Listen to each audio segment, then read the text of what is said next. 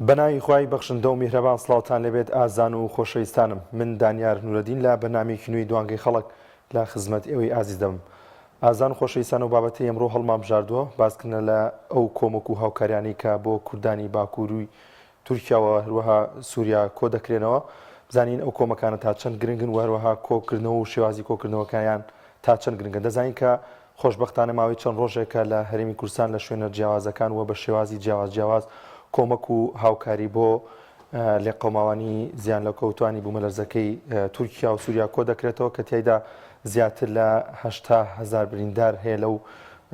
ناوچەیەداوە لەگەڵیشیدا 29,605 کەس بەداخەوە گیانیان لەدەستداوە. دەزانین کە ئەم کۆمەک و هاوکاریانە جێگەی بایەخەوە تیایدا چەندین ڕێکخرا و چەندین کەسایەتی لە هەرێمی کوردستاندا خەریکی کۆکردنەوەی کۆمەکن. لەگەڵیشیدا دەستگای خێرخوازی بەخشین ماوەی چەند ڕۆژێکە دەستی کردو بە هەڵمەتێک بۆ کۆکردنەوەی هاوکاری دارایی واروها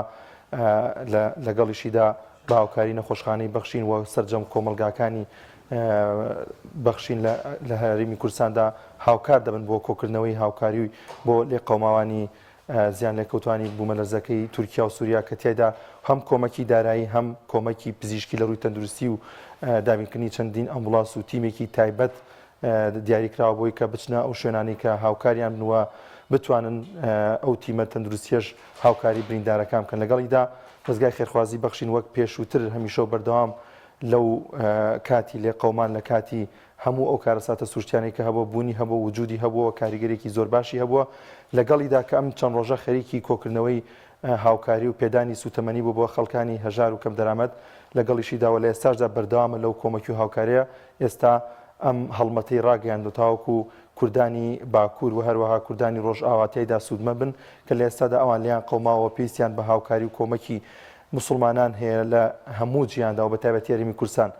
لە ئێستادا دەستگای خێرخوازی بەخشین بەردەوامە لەو کۆمەکی و هاوکاریانەی کە تیایدا بابەتی کەرتی تەندروستی و ئەو شمەک و پێداویستی تەندروستیان لە خۆ دەگرێت و لەگەڵیشیدا دەوێت ئەو بڕەپارەی کۆ دەکرێتەوە پێشکەش بە لێقەوماوانی ئەو ناوچەی بکە.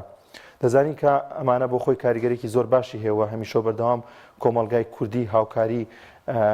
نێو کۆمەلگاکەی خۆی کردووە لەگەڵیشیدا هاوکاری هەر کەسێکی کردووە کە لە دەرەوەی وڵاتی خۆی دابێت. ئێستادا ڕاستە بەشێکی زۆر ئەو لێقەوماوانە کوردن بەڵام تورکمان و هەروەها عەرەبیشی تێدایە بەڵام کوردانی خۆمان هەر هاوکارن و هەمیشە بەردەوام لەگەڵ ئەوەدا بوون کە کۆمەکی و هاوکاری پێشکەش بەو ناوچانەدا بکەن. ئەمە بابەتی ئەمڕۆمان دەبێت ئێوەی عەزیز دەتوانن لەبارەیەوە بدوێن و قسە و باس بکەن. دەچمە لای پەیوەندیەکانی ئێوەی عەزیز بۆ ئەم بابەتە یەکەمین پەیوەندی وەردەگرم. کاک شاسوارمان لەگەڵە لە دووسخورماتوو. کاک شاسوار سڵاوی خوا لێبێ. سلام علیک. وعلیکە سەلام سەرچاومان. برای خۆم ئەم کۆمەڵ و هاوکاریە بۆ ڕۆژاوای کوردستان ڕزمانێ خێرنیە خێرێک گەورەیە بەڵام ئێوە کارەبای عام بۆ چاک ناکەن. کارەبای عام ئەنفال کریا خەڵک شەهید کریا خوێن خۆی دا لە پێرام و خاک و وڵاتە نیمەیان فرۆشت ئەم دوو منەوان نیمەیان فرۆشتەوە 32 ساڵ کارەبا چارەسەری نییە نیمەی خەرج لە خۆ بوو لە تەختەق و پێنجۆن و شەر باجێ ڕووە مەنتەقەی لە ڕانێ و فڵاتزیە و سازیان و مەنتەقەیە لە خەرج لە خۆ بوو لە سەرماخ کاکە حقوقتان نییە. ئێمە هاتیمی ئیسلام حوسێن سەرۆکی عێراق و کوردستان بوو. حوسێن نەما ئەخلاق نەما ڕەوش نەما عیبە نەما خەڵک ژنی تەلاقدا خەڵک ماڵی وێران بوو خەڵک بیا سەریا ئەمانە کاکە بێن دەستخەفەت بۆم خەڵکا یەکێتی پارتی ئێمە حقوقتان نییە. نا کاکە حقوقتان نییە. ئێمە جێخاوەنین کەس حقوقتان نییە خوا ماواتە بێەوە.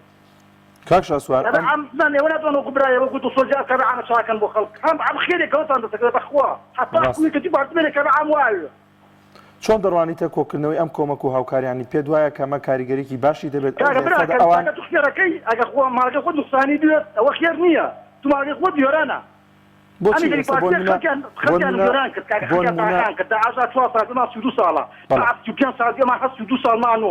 ساڵە کوڕنا هات هەرمانەوە لافاوی هەرمێننەوە داردی هەرمێننەوە لافاوی هەرمێننەوە دوێنتە خەفەت بۆ خەڵک بینە کێشە بۆ خەڵک نە ئەڕووە نەواستێرن نە هیچ کاکە بینە خەفەت بۆ خەڵکم دوو حزب کاکە ئەو بەینازانە کەسە یان هەدارە بتەمدان. باشە کاک شاسوار تۆ پێت وانە کە لە ئێستادا ئەوان لیان قەوماوە تێدا ماڵیان ڕووخاوە لە ئێستادا لە خێمەدا بە هاوکاریە لەگەڵ یا دەستگای بۆ دەستگای خێرخوازی بەخشین نادەتەوە کاکە ئێمە حقوقتان نییە. حقوقتان نییە برێ زوو کێش و ئارەخۆرم وڵاتەوە دەدێەوە وڵات چۆن بە زوو کێش و ئارەخۆرەوە دەدێەوە وڵاتیان ئێران کردم زۆرە کاکە ئێمە شەیدم دا و قاوەی خوا منە فەرەم داوەی خوا خلق السكان كاك خلق السكان ما لا قبول ما كان تحصى حتى ما ينو حتى ما ينو الله ڕاستەکەی زۆر سپاس دەکەین کاک شاسوار لە دووسڵماتۆ لەگەڵمان نابووی بەڵازان و خۆشەویستان لە ئێستادا لەگەڵەوەی کە دەستگای خێرخوازی بەخشین سەرقاڵی کۆکردنەوە هاوکاری و پێدانی سوتەمەنیە بە کەسانی هەژار خانەوادە بێ باوکەکان هەموو ئەوانە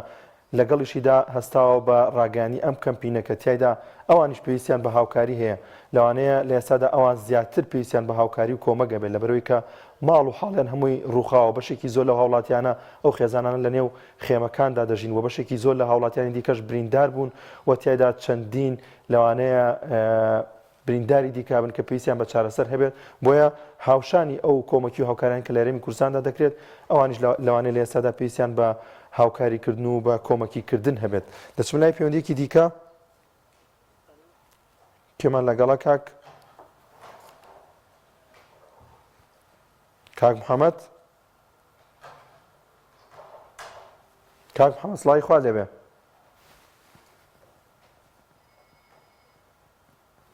یارە پەیوەندیەکەی کاک محەممەد پچڕا باوکی محەممەد لە ڕانیە باوکی محەممەد سڵای خوا لێبێ السلام عليكم برايكم. وعليك السلام ورحمة الله. كاكا دانيال جان كاتم في بدا بابتي أوكو مكرنا حزة كم كومنتي خو من السر بدهم بجواني روني بكمو برايكم. لخدمتهم باوكي ما تفرموا. خدمة لمنو خوالي رازبي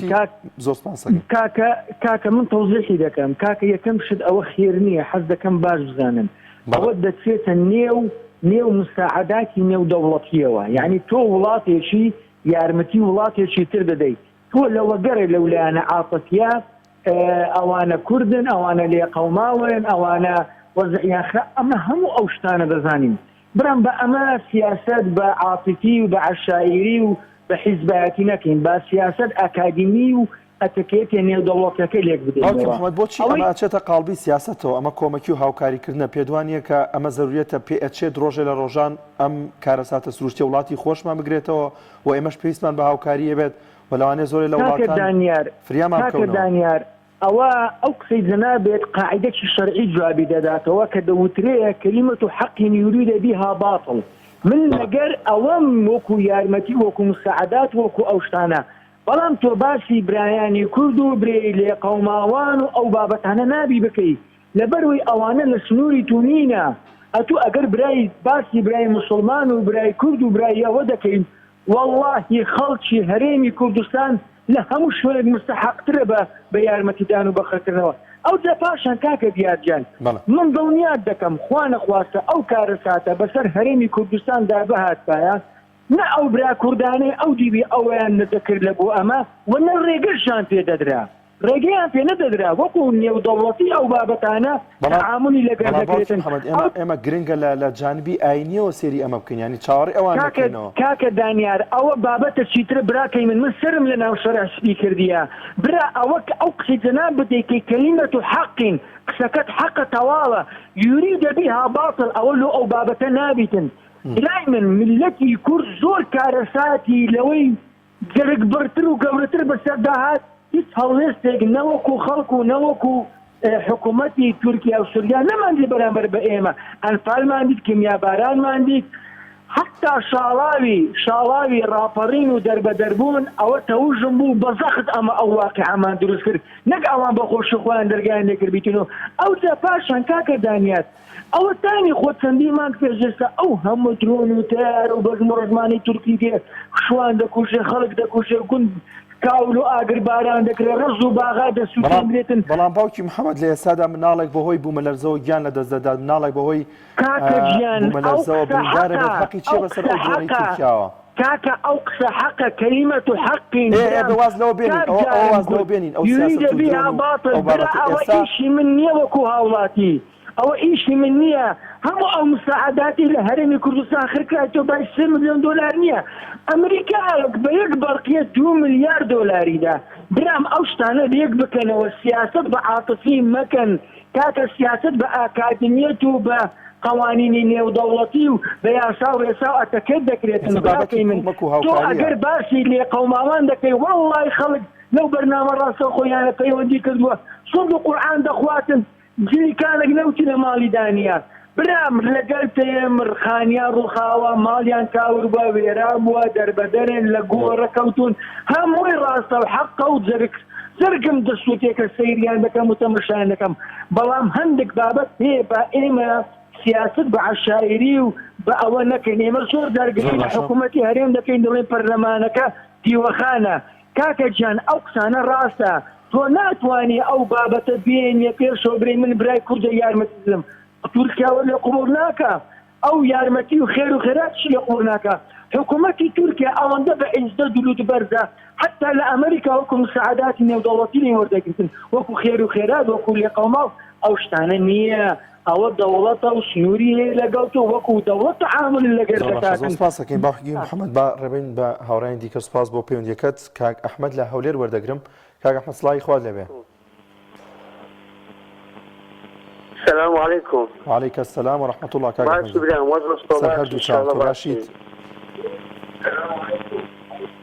كاك أحمد أجر كم يقدنجي تلفزيونك كسكي بباشر جوالك دبي. إن شاء الله. والله كاك من دريم كوما كشتي خذك لتوجه بدريت كوما لداري وأنا باشا بس والله براسي أجا بدريت أو حجباني مثلا شيء مفاتي براسي أو أنا لوخان خريدة أو الدنيا بابا أوان دينا تركيا. لازم لتركيا ترسين سيا دينا تركيا. أمن براسي كنت ديني محمد باشا صلى الله عليه وسلم. أوان أجل خلقك بيني بلا بكومل دارجري بس كومل دارجري أخذ بي وزارة إلا بتسميل واني شيئان براسي نايدنا أو فقيري سوريا وغانا أو بو باغذ المسؤولة كانت أبو زبزان التاريش كيف تذكرون كالتاريخ كان يشباي $7 مليون و$8 مليون وأنا قال تعريفي بكر مراسي أقل أوا بدي كومل دارجري أجل بس أو شيء روان ذاك أو مشكلة كومل دارجري بلا وزارتي مثلا جاند وزارتنا الأوان جسر بدنا بس سكان إخوان بتعريف ده أو زاوا خلك كامل يقدر وكارم هم خلك كل سنة ساك جام بدنا كومل دارجري بس كومل دارجري لا غير العراق و بيجي سوريا أجل ذات الزواني وزارة خومان وأنا براسي تاريخ كيستا البته كاك أحمد كومالي دارجري زخميان كيستا دور عمره كأنا الأخوي أو زور بالزميل أو زمان يرجع وكان أو ولا وقتهم بكي خلك كبير هذا كومالي دارجري ويجي بغداد بيجي كوخ كهجاري سوريا يرجع تواني إلى براسي وأنا كيستا بتاريخ كرين وبيلو أواني زاج خلك كبير جات بيدنوان أو كيف خوشي خو محاسبة عندك بزمن داوكار بيدنا كومالي دارجري بس لا كومالي دارجري دزگای خیرخوازی بخشین لێسادا دەستگای خێرخوازی بەخشین هەڵدەستێت بە کۆکردنەوەی ئەم هاوکاری و کۆمەکیە بۆ لێقۆماوانی بوومەلەرزەکەی تورکیا و سووریا. بەڵێ زۆر سپاسەکەین کاک ئەحمەد لە هەولێر و لەگەڵمانە بوو. باشە ئەینگۆ ئەمە دڵنیا بەدەگاتە زیر خۆشکەنگ ئەمە ئیسلامی بەس ئەوان پێویستیان بە تارەکردنە ئەوە بەش ناکات تارۆشت پێ بکەن. زۆر سپاس دەکەین کاک ئەحمەد لە هەولێر و لەگەڵمانە بوو. باوکی باران لە سلێمانی وەردەگرم. باوکی باران سڵاوی خوارد لەبێ. سڵاوی خوارد لە جەناب و دەست خۆش بۆتەوە ڕێگات. زۆر سپاس دەکەین باوکی باران. سپاس بۆ ڕێگەش کە پەیوەندەکەی بۆ وەرگرتم. وەڵام من ئەم پەیوەندەی پێشتر ناوەی ڕانەی هیوادارم وا بیر نەکاتەوە یعنی تۆ بوون منە حکومێکی دیکتاتۆر و وەکێکی وەکو ئەردۆخان کەسێک کە لێی قەوماوە منداڵێکی ستاوایە تر کافرە مسلمانە مەسیح حەجووە ئەمە لێی قەوماوە ئەمە علاقەی بە حکومەتەوە نیە ئەمە لایەنی ئینسانیەت ئەبێ هەستی ئینسانیەت بجوڵێت پەیوەندی بە سیاسەتەوە نییە پەیوەندی بە سیاسەتەوە نیە ئەمە هیچ دەنەگە ئەمە هیچ قەدەرێکی ئیلاهیە ئەم کەسە لێی قەوماوە کارەساتێکی زۆر قورس و جەرگ بڕە هیوادارم هیچ کەسێ بۆ چوونێکی وای نەبێت بەس من وە خۆم ئەمەی کە تێبینیم کردەوە چەندێکە سەری ڕاگەیاندەکان دەکەم چۆتە قاڵبی مزایدەوە تۆ دیقەت بە دەستگای فڵان کەس و فیسال کەس و دەستگای فڵان ڕاگەیاندن و دیقەت بە یعنی کەسێکی وەکو من ئەگەر احتیاجێک بم بمرم لە برسا خانەکەش بڕوخێ بەسەرما ئەو هاوکاریە وەرناگرم لێوە تەسویریەکە لە چۆ بەڕێکە و لە چۆ گەی بەدەستی لە چۆ چی وڵای خوای گەورە بخێرە قبوڵ ناکە لە هیچ کەسێ یعنی دیقەت دەیە من لە هیچ وڵاتی ئەمەی لە ناو کورد و کوردستان نبینەوە دەستگای فڵان کەس و فیسال کەس و ئەمە و بە ناوی فڵان مەسوول و فڵان پەرلەمانتار و فڵان بانخواز و فڵان مەلا و فڵان ئەمە یعنی ئەمە چۆتە قاڵبی مزایدەوە والله ئەمە خێر نییە کێشە نیە ئەمەش کێشە نییە ئەوەی کە کێشە و کەوەی کە گرنگە ئەوەیە کە خەڵکی بتوانن متمانە بە کێ بکەن بە چ دەستگایەکی بکەن تاوەکو بە دەستێکی ئەمین ئەو کۆمەک و هاوکاری بگاتە شوێنی خۆی قسەیەکی جوانە هەموو کەسێ پڕبەدڵ حەزەکە گەنتیجەکەی دەمیشی ببەخشێت بەس بزانێ ئیدا بەچێ بەس نازانی چۆن ئەگا یعنی دڵنیا دەکەم لەو یعنی یەک دەست وایە شتێکی باش و بەڵێ سێژێک باشە وا بێ باشە بەس بەخوا ئەمە بۆ چوونی منە یعنی کۆمەڵە شتێ چۆتە قاڵبی مزایدەوە دەست خۆش بۆ جەنابیش. زۆر سپاس دەکەین باوکی باران لە سلێمانی و لەگەڵمانە. بەڵام بەگشتی ئەوەش هەیە کە ئەگەر نەدرێتە تەلەڤیزیۆن و ئاشکرا نەکرێت بە شێوازێکی گشتی ئەو هەموو کۆمەکە کۆ نابێتەوە کە گرنگە کە تیایدا ئەمەش هەر ڕێگە پێدراو لە ئاینی پیرۆزی ئیسلامدا هەم بەنهێنیون بە ئاشکرا خێر و چاکە ئەنجام دین و بەخشین ئەنجام دین. بەڵام لە ئێستادا ئەمە شتێکی گشتگیرەوە پشتێکی ئامە پێویستە بە شێوازێکی ئاشکرا بکرێت تاوەکو خەڵکی زیاتر بێن بەدەم ئەم کۆمەکی و هاوکاریکردنەوە. پەیوەندیەکی دیکە وەرەگرم کاک باوکی ئەحمەد لە سلێمانی. باوکی ئەحمەد سڵای خوا لێبێ. سلام علیکم. وعلیکم السلام. سەرچاومان. سلام لە تۆ براکەم باشی. سەرچاوەکانم باوکی ئەحمەد ئەگەر کەمە دەنگی تەلەڤیزیۆنەکەت کەسکەی بۆی بەباشی گوێبیسی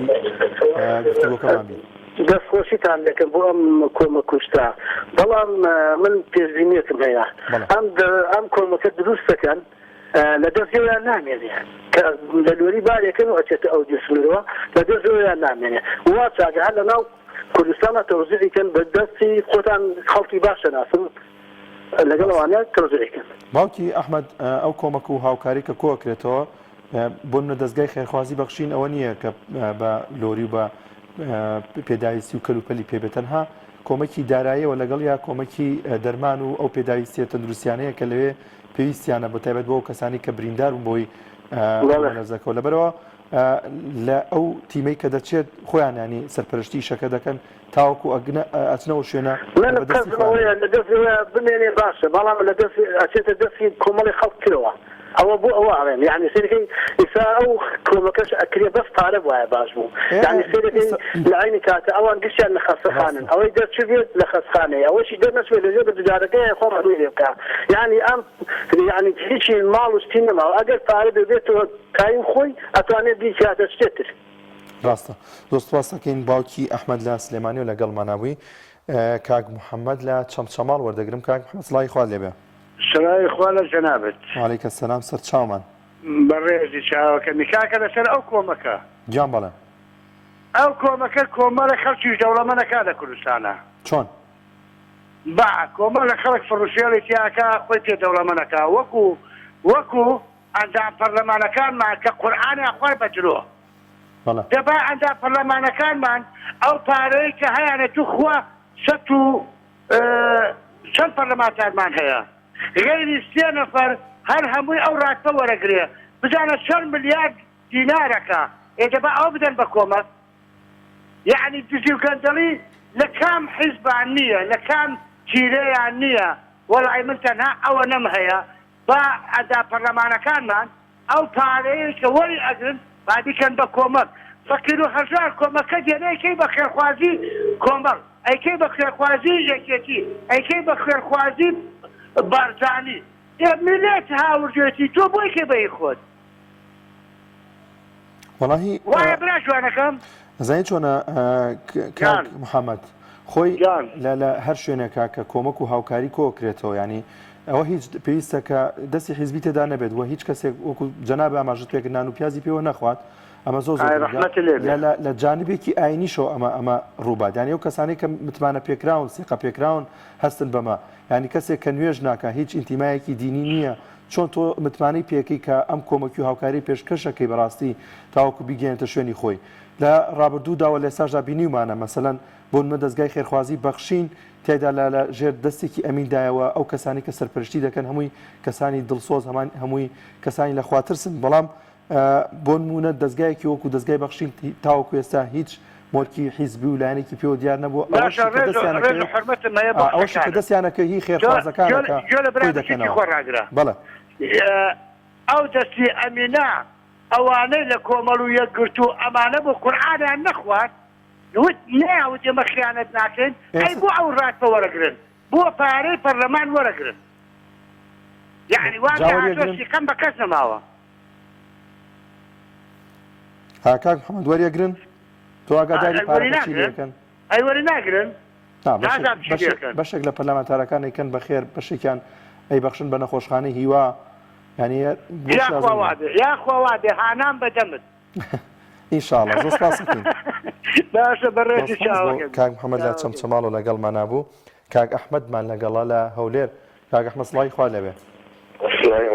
السلام عليكم. وعليك السلام سەرچاومان. دەفرۆشی بەرنامەکەت سەر هەردوو چاوم کاک ئەحمەد جان. سلام ئەمن داواکاری لە خێزوازان هەیە بەڕاستی یعنی هاوکاری دەرگای بەخشینکە لەبۆ یعنی ئەمین و ئەوەی یعنی دێسیقی یعنی ئەم داواکاری لە هەموو دەورەمەندەکان بەڕاستی یعنی خۆی یاتەکینی دێ بەس لە تۆڕە کۆمەڵایەتیەکان یعنی زۆر ئەو دەنگە بڕاو بێتەوە دەرێن عەلەسەر دەرگایەکی وەکو دەرگای یەکگرتو و عەلەسەر ئەو پارێک کۆ دەکاتەوە ئیجرەکەیکی زۆر خەڵک وا دەرێ یعنی بەرەنە دەیەکگرتو نەبی نایاندنێ بەسە من داواکاری یارمەتی دەستگای بەخشیندە بەڕاستی یعنی یارمەتی میدایە بەڕاستی من نەخۆشمان هەبوو هەر کەسێک یعنی یارمەتی دەستگای بەخشین بدە خێرەی گەورەی دەگاتێ بەدەستەشی ئەمینی هەیە ئەوە یەک یەمی جێسیقەیە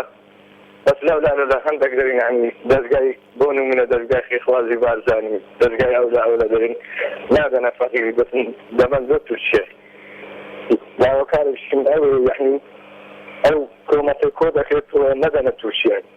بدەنە سووریا و قامشلۆ ئەوان بەڕاستی یعنی زۆر ئەویان گیان ئەویان هەیە کەمترین وڵاتیش هاوکاری کردن تاوەکو ئێستا والله ئەمن بەڕاستی نەخۆشمان هەبوو دەخۆشی لە دەستگای بەخشین دەکەم هاوکاری کردینە بەڕاستی نەخۆشی داکمان هەبوو ئەتا من نێمەمنیانە بەس یعنی بۆ دەستگایش وەکو دەستگای ڕێکخراوی یەکگرتوچوون هەر نان ڕێگەیان نەبە یعنی مەجبورۆش بۆ مەسەلە یعنی عیلاج و شتیوان لەما بوو دایکم بەخوا ڕێگەیان نەدا ئەوەی سەرپەرشتی دەکرد هەبێت مەجبور ئەوەش بیبینم دۆتی خوا خێری بنووسینی یعنی وەکو دەرەوەەکە تەماشام کرد کاک ئەحمەد بەڵگۆش شتەکانە بوو دەستگای خێرخوازی بەخشین بێلایەنانە هاوکاریەوەی کردواتە ئەوەی هەر نەناسی یاخود سەر بە چ لایەنێکن والله براسي يعني نقول أوكاري زور فقير إذا كان من دخول شتان إذا كان بس لا يعني عند خلق كذا يعني أو له فقيرين أو له حجة كيف زكاته مثلا درجات شوف درجات يقول تقول عندهم ميديا كيف زكاته يعني در الناس فقيري بناي بيباو كان يعني در بناي أوجر هلا بس درجات شوف يعني بخشين براسي زي الشيخو تفتشي أمينة يعني دەورەمەندەکان هاوکاری بکەن دەستخۆشتان دەکەم بۆ زۆر سپاس بۆ کاک ئەحمەد لە هەولێر و لەگەڵمان نبووی کاک پۆڵا وەردەگرم لە هەولێر کاک پۆڵا سڵای خوارد لێبێ سڵای خوا لە بەڕێز لە کارمەندەکان لە هەموو بینێرە خۆشەویست و بەڕێزەکان سپاسەکەین کاک پۆڵاگیان سەر چاومان کارەساتەکە یەکجار گەورەیە بەڵێ هەموو هیمەتەکان ئەوە دەخوازێ هاوکاریەکان بچن بۆ ڕۆژئاوا بە تایبەتی ڕۆژئاوای کوردستان بۆ دەیان گەمارۆیان لەسەرە ئەوانەی دەڵێن سیاسیە نا سیاسی نییە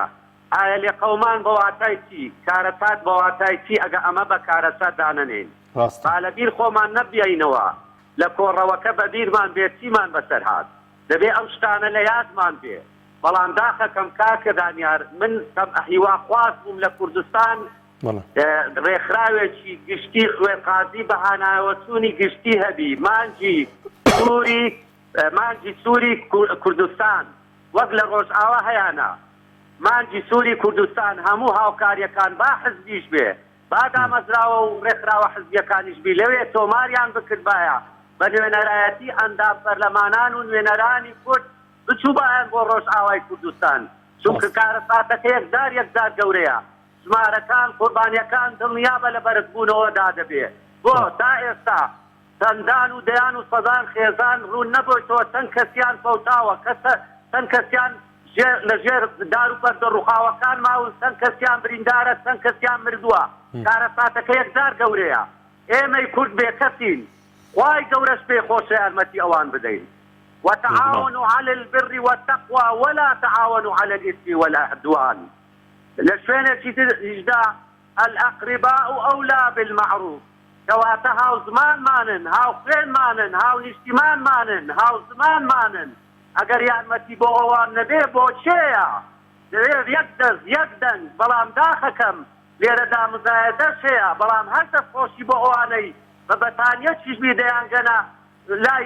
براکانمان لە ڕۆژئاوا چونکە ئەگەر بە نمونەی عەفرین بێنمەوە کاکە دانیار کارەساتەکە لەوێ 2000 کارەساتە باوەڕت بێ ئەو گروپە سەکدارانێک کە ئۆردوغان پاپوسیان دەکا لە عەفرین تەنانەت دەچن زێر و ئاسوونی ژنەکانیش دەبن بریایان ناکەون زێڕەکانیش تاڵان دەکەن ئەو وەلە کە عەرەبانەی کە ئۆردوغان عەفرینی پێداگیر کردەواتە دەبێ بەهۆش خۆمان دابینەوە ئەگەر کوردبوونا بیسەلمێنین کاک پۆڵان تۆ هەمیشە لە پەیوەندیەکانت ئینتیمایەکی نیشتیمانی دەیان زیاتر خۆشەویستی نیشتیمان زاڵە لە قسەکانتە یعنی تا چەند گرنگە ئەم کۆمەکی و هاوکاریە ئەو وەلا بنین وەلا ئیمرۆڤایەتی بەخشین کۆمەک و هاوکاری پێش هەموو شتێ بخین خۆ مرۆڤ بنەوانیش یەکەم ئامانج مرۆڤایەتێکەیە بەڵێ زۆر سپاس دەکەین کاک پۆڵاگیان سپاس بەڵێ ئامانجەکە کاگێ دانیار کوردبوون ئێمە بۆ شەرم لە کوردبوون چێ ئەمەی خەڵق کردووە خوای گەورە کەواتە کوردین مرۆڤین موسڵمانین سیفەتەکانمان پێدایە کەواتە کوردبوون بە واتای موسڵمان بوون بە واتای مرۆڤ بوون هیوادارم ڕێکخراوەکان بە زووترین کات بە تایبەتی بۆ ڕۆژئاوا بنێرن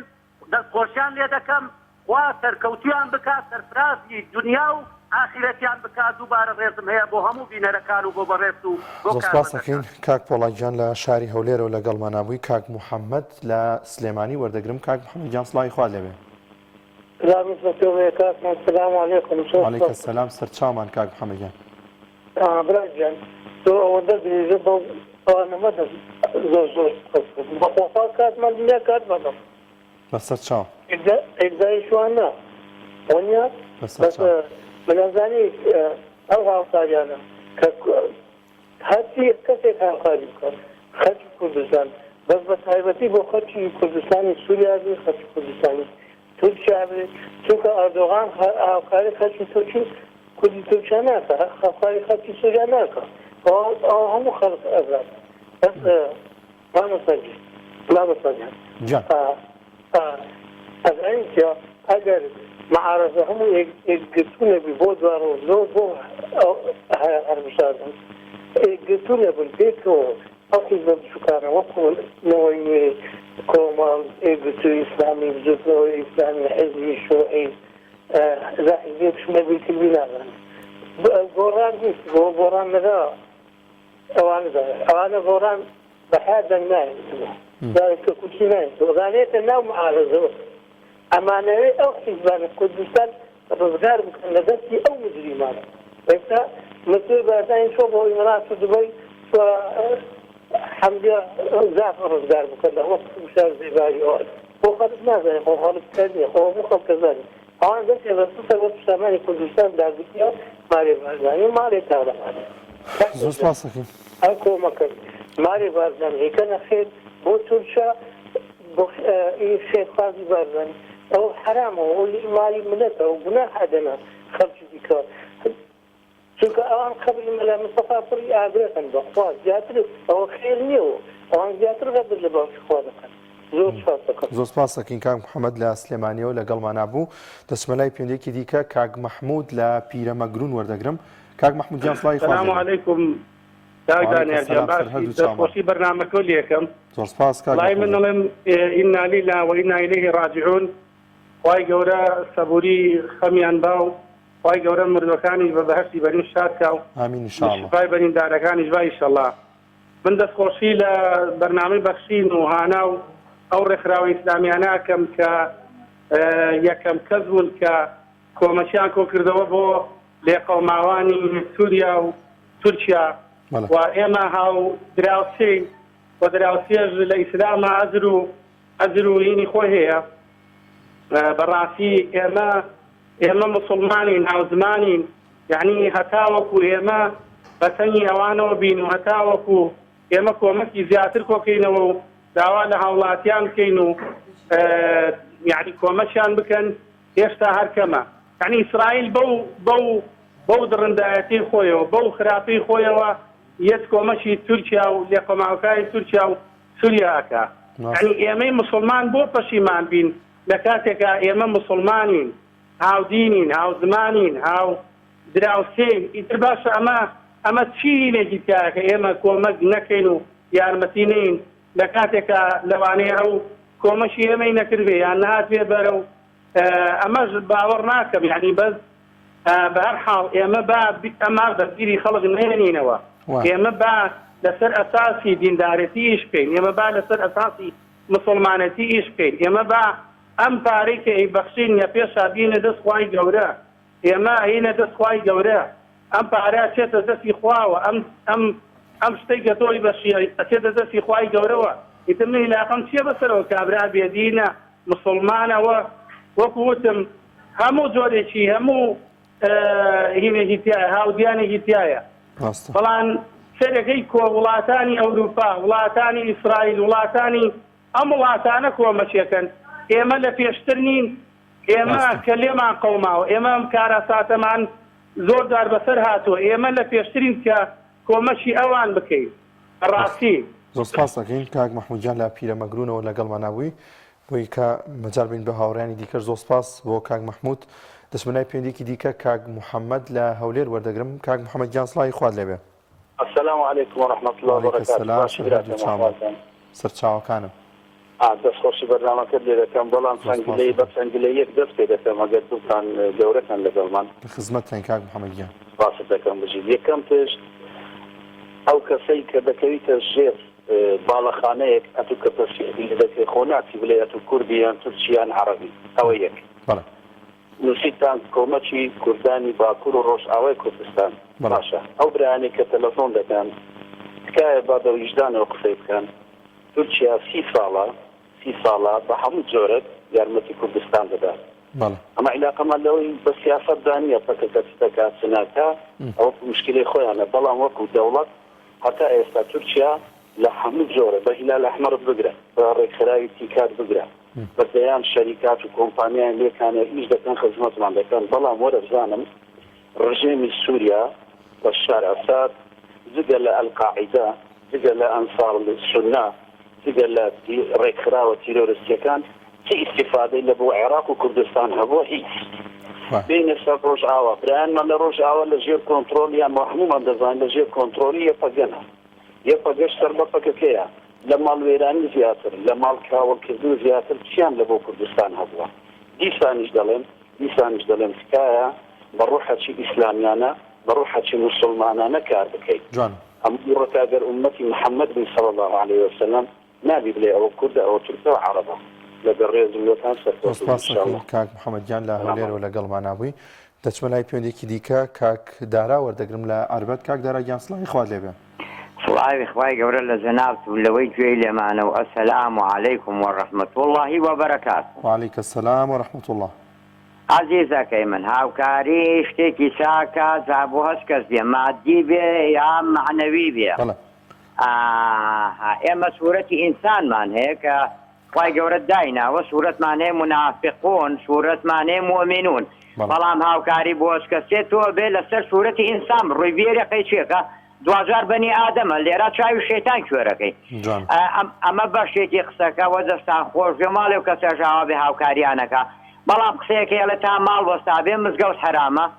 بکرێ ڕەش و ڕووتەکەی ئەم وڵاتی خۆشمان پەشتە و پۆرداخری ئەمە شتێکی چاکە ئەمە بابەتێک بابەتێتریشمان هەیە ئەمە زۆر گرنگە سوورەتی بوومە لەرزە هەیە ئەمە یعنی کەڵتەڵێش ئەمە واقع ئەمە دڵێشان نییە خوای گەورە شەرم ناکە هەر قەومێ فسادی تیابوو فسادی مالی فسادی ئینسانی فسادی مادی فسادی معنەوی هەر فسادێکی تیابێ خوای گەورە بە عەزابەکانی تعزیبیانەیە بوومە لەرزە بە وشکە ساڵی بوومە لەرزە من نییە وڵا خەتێکەیە و پۆین ئەوە نەوبەردەکان و لە ژێرتەوە سوورەتەوە چەقەکە نەخێوانیە لە دێر زەمان ئەرز روز بۆ بوومە لەرزە هەیە ئەماوە وشکە ساڵی وەڵا کەش و هەوا و کارگە و باباسی کارگە کۆکێتەوە بە قەرشاری سلێمانی نابێ زەوی زۆر گەورەیە جا لەبەر ئەوە خەڵک پاک بێ بۆ ئەوەی ئەوە ڕووینەیە بۆ نمونە کەسێ مەشروبی لێگل بەرەوە نەک کە سەرخۆش و کەوت و سەر و گوێلاکی شکارچی تەداویکە ئەمە لەوەسیە ئەمە بابەتەیە بابەتی سێمیشم باش وەگرە پێم نەبڕی سلسلەیە خەم تێکمێ حاجی گیان باشە باش حەبی باشەش بێ کابراک بوو خەوت لە خەویە پیان وتیان تۆ چی دەوێ خوای گەورە بۆ بکە وتی وەڵام بزانم کەی ئەمرم پێشەوەی کە ڕۆ حەمەڵکێشن خەبەرم بنێ بەلەخەرە پێڵێن باشە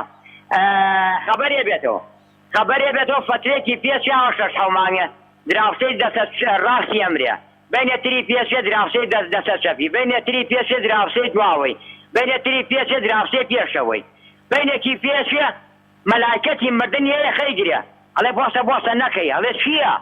ئەڵێ کاکە جا من بەخوای گەورەم وتووە کەی بەمرم خەبەرم بەرێ ئەڵێ باشە خەشیم تۆ دراوسەکانی ئەم لاولا کەسی تیانەما لەم ناوەڕاستە تۆ مایتە تۆ نابێستی پێ بکەی ئەم بوو مەدەرزێش ئەوە کەی بوویای لە ئێران ئێستا لە تورکیا لە سووریا ئێمە لەم ناوەڕاستا بوو کەڵەنین ئەبێ ئێمەش مشوری خۆمان بخۆین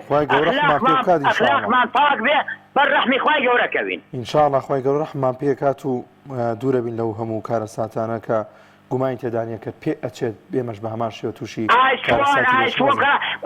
کاکە قورئان هێنا شیفایە خەڵک پشتی تێکە دوای فرێ بەخت خۆیەک دەقە مەجاڵمە یەک دەقە یەک دەقەیتر بۆ تۆش کاک دەرەگە باشە ئەمە کابرا لێ قەومێ ئای دزە سەرەتانە سیلە نەوتی نییە مەسەلەن پارێ خواردنە بوومە لەرزێ وشکە ساڵێ باشە قەیناکە ئێمە بەشەرین لەسەر ئەرز خوای گەورە و مەجاالەیەوە خۆل لە جەهەنەما ئاهلی جەهەنەماڵێن تۆزی ئامان بنێ ئاهلی بەشەڵ ئێمە ناتوانین خوای گەورە حرامی کردووە قسەکەی من لەسەر ئەوەی کاکی منەوە خەتەرە دێخوافیز بێستا حەبیب بەڵێ هەموو شتێکی باش بی دارەگیان سپاس بۆ پەیوەندیەکەت لە عربەت تۆ لەگەڵمان نبووی کاک ئايات لە هەولێر وەردەگرم کاک ئاياتیان سڵاوی خوارد لەبێ السلام عليكم. وعليك السلام ورحمة الله. زۆر سپاس دەستان خۆش بێ دیارە من بۆ چونێشترم هەیە کۆمەکردن لە نەم ملەتە قوربەسەری خۆمان بۆ وڵاتێکی دراوسێ ئەگە ئەوە دەرە تورکیا باشە و نازانم پێ ئەمە چۆن مەساڵەکە و چۆن سیاسەتێکە لە بینی هەرێم و لە بینی تورکیا یان لە بینی سووریا لە ئەمە شتێکتر ئەمە کیفی خۆیانە تورکیا بە هەرێمی کوردستان دەژێم هەمومان دەزانین نیوەی داهاتی هەرێمی کوردستان بۆ بە تورکیا سەخ دەبێتەوە ئەمە ئەوە دەزانین کەس باوە نەکا بە منەت بەسەرمانەوە بەڵام کۆمەکردن بە خەڵکێکی هەژار و فەقیر 50 ڕۆژە موتەی وەرنەگرتووە عیبەیەکی گەورەیە بۆ هەر لایەنێکی ئۆپۆزیسیۆنە ئیسلامیە ئەلمانیە بۆ هەر کەسێک وەک ئەوە وایە خوێن لە ئەسپێ بگریت خوێن گرتن لە ئەسپێ زۆر زەحمەتە ملەتێک بێت و نەوتی نەبێت موتەی دەستم ڕۆشە بێت شەوە تاکانی لەسەرما باوتانی بەخۆیدا بدا کارەبای نەبێت داوای لێ بکەی قڕاوەرە تو بۆ لێ قەوماوانی کوردستان خۆ دەست قەوماوە خەڵکی کوردستان خۆی لێ قەوماوە ئێستا ئەوەی لە هەرێمی کوردستان ڕۆدا مەگەر لە ئەفغانستان لە نیپال و نازانم لە چێ وڵاتانە هەبێتن لە چێ دنیا ماوە دوو لە شەو ڕۆژێکە 6 ساعت کارەباتە لە 5 ساعت کارەباتە پارەی مۆلی دە بدەی پارەی نەوت بدەی پارەی غاز بدەی کاگات قسەکانی تۆ زۆر زۆرتەوە ئێستا بۆ نمونە زۆر ڕێکخراو هەن زۆر دەستگا هەن لە هەرێمی کوردستاندا کە بۆ ئەم بابەتە کۆمەکی و هاوکاری کۆەکەنەوە ینی بۆ نمونە پێشووتر وەکو جەناب داماژەی پێەکەی هیچ ئاوەڕێکیان بۆ نمونە لەم میلەتە نەیاوەتەوە بەتایبەت ئەوانی کە ئەو ڕێکخراوانی کە سەر بە حیزبی دەسەڵاتن ینی لە وڵاتەوەدا چەندین لێ قەوماو هەیە سوتەمەنی نییە بەڵام چەندین ڕێکخراوی ئیسلامی دیکەژن بەڕاستی ینی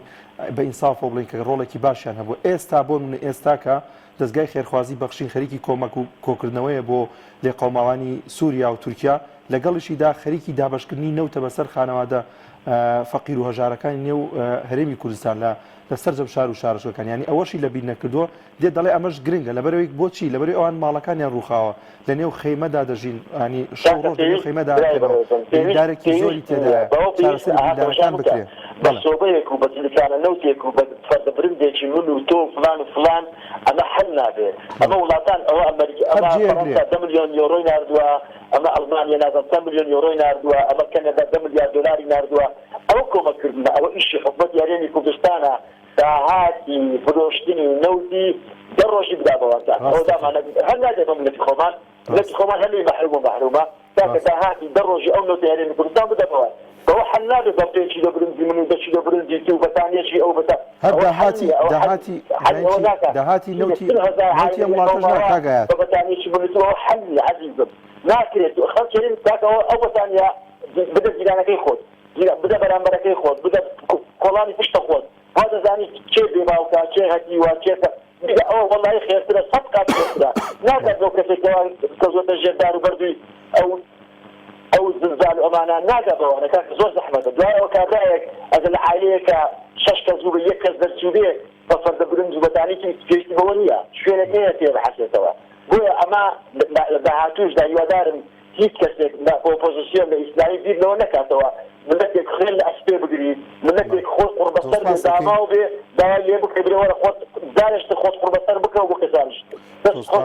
بەو کاگایەت لە هەولێرەوە لەگەڵمان نبوو کاک حەکیم لە دەربەنی خان وەردەگرین کاک حەکیمیان سڵای خوا لێبێ سلام لە جەناب بۆ ماوە سەدانی سەر هەردوو چاومان کاک حەکیمیان قوربانی هەردوو چاو خۆش باوەستاگیان ئێمە وەکو ئینسان ئینسانین وەکو ئینسان یعنی ئەمە پێویست ناکە ئەوە حیزبی کێ و ئەمە حیزبی کێ ئەبوایە حکوومەتی هەرێمی کوردستان بیزانایە کە بوو مەلەرزە و ساڵەداری دەربەنی خان دنیای وێران کرد یعنی ئێمە وەکو ئینسانیت ئەبێ ئینسانین با یەکێ لەم حیزبانە لەم ئەندام پەرلەمانە بەڕێزانە وەکو کاکەین عەبدولستار مەجید وەکو پیاوێکی بەڕێز دەستپاک ئەمین ئەم پارە کۆ کریاتوە بیا دەستەوە نەکردەوە ئەو بڵێ ئەمەی بەرزانیە و ئەمە هی شوعیە و ئەمە هی یەکێتیە و ئەمە هی کێ یعنی ئێمە کارەساتەوە ڕووەدا ئەوە نییە بڵێ وەڵا ئیمڕۆ لە توێ بە ئێمە ئەم لاولایەتی یعنی حکومەتی هەرێم ئیشی چییە ئەگەرەکو ئەم هەموو ئەندام پەرلەمانە بەڕێزە تەنها هەر ئەوەیە کە وەڵا باوک مەگەر ئەم حیزب ئیسلامیانە نەوێ بەحقیقەت من خوا ئاگادارە بە شانوباری ئەوان نایە بۆ شانوباری کەسان نایە بەڵ ئەم حیزب ئیسلامیانە نەوێ وەڵای باوکم نەکەس خوای بیرەکەوێتەوە نە ئاگای هەلە قانون نە ئاگای هەلە حەق یعنی ئەوە تا سێرەکەی ئەوە تا کابرا دوانزە خێزانی بۆ دەستێکۆ ئەمێژە دەستگای بەرزانی لێ تورکیا سووریا ژێر ناوە کوردەکان چیان دەرێت تیرۆریستە کچەکەی ئەسەد و ئەمانە و هەمووی گوێمان هادیەوە یعنی کاکە زانیار ئەم حکومەتی هەرێمی خۆمانە تەنها پارە کوشتنە و کات کوشتنە مەسوولە بۆ پارە مەسوول نییە بۆ ئەوەی کە بەیانی خەساری لێ بکەوێ بەیانی خەڵکە مرێ کارە ساعتە بارانە هەموو شتێکە یعنی بەس ئەو کەسەی چووە پەرلەمان و ئەوەی گەرەکە پارەکە وەرگرێ و تەوا ئیتر کێشەی بێڵتوان نییە تۆ چی ڕۆدا کەس نیە لێ بپرسێتەوە بە ئیشێکی بۆ دانانێن بڵێ کاکە ئەم ئیشەی تۆ ئەمێ وەڵا باک مەگەرە ئیسلامیانە نوێ و هاوکاری خەڵک نوێ و نەوت و نازانم فەقیر و هەژار و ئەم دامانن وەڵای باک خەپەت ئەوانەی هەر نەگەرێت خەرزاتمان نەیکەرێت دەستخۆشی بە تەوەرەکە زۆر سپاس دەکەین کاک حەکیمیان دەربەنی خان و لەگەڵمان نبووی کاک دلێر وەردەگرم کاک دلێرگیان سڵای خوا لەبێ سلام علیکم باشی برای بەڕێز هەردوو چاومان کاک دلێرگیان لەکوێ وەڵای سەرەتا دەستخۆشی لە دەستگای بەخشین دەکەم بەڵام ئەو ئیشی دەستگای بەخشین نییە کە حکوومەت خکاتەوە داوای دەکەم سەوا بەڕاستی حکوومەتەکە ڕاگرێت بزانی بۆ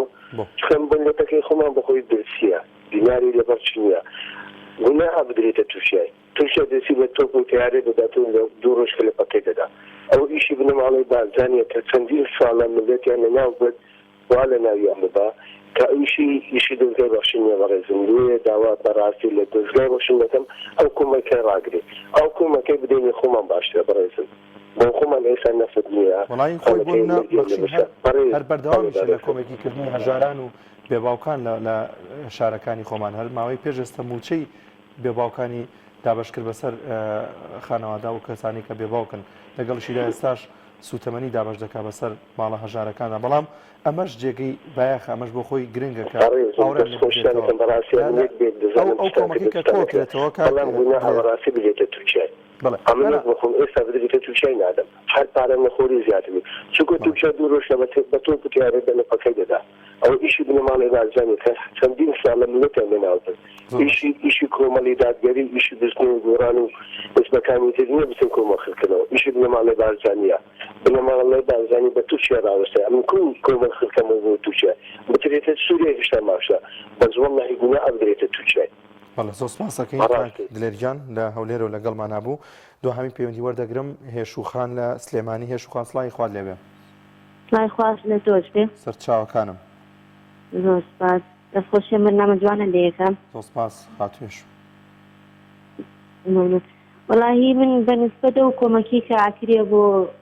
بێقەمەوانی تورکیا من بەسکە پەیوەندیەکەم مەبرم من ئەڵەم ئەوەندی کە کۆمەکیەکەم بۆ ئەم کۆمەکی بکەم بۆ کارمەندەکانی خۆتان و جەماعەتی بەخشین باشترە وەڵا کارمەندەکانی خۆمان و جەماعەتی بەخشینیش هەمومان لە خزمەتی خەڵکا بین هەمومان لە خزمەتی ئەو کەسانە دەبین کە لەگەڵ تامرە جوانەکەم لەگەڵتان بەڵام تۆ لە نزیکەوە یعنی ئاگاداری هەنێ معناتی ئەو کارمەندانی کە چۆنە چۆن نییە ئاگاداری چی بین؟ یعنی معناتی ئەو کەسانی کە لێ ئیجەکەن بەڵام بەوردی ئاگادارین بەڵام دەزانین کە لە ئێمە هەژارتر هەیە دەزانین کە ئەو کارمەندانەی کە لە بەخشین ئیش دەکەین ینی دەزانین کە ئەو کەسانەی کە ئەچینە سەردانیانەکەین ئەو خانەوادانە ئەو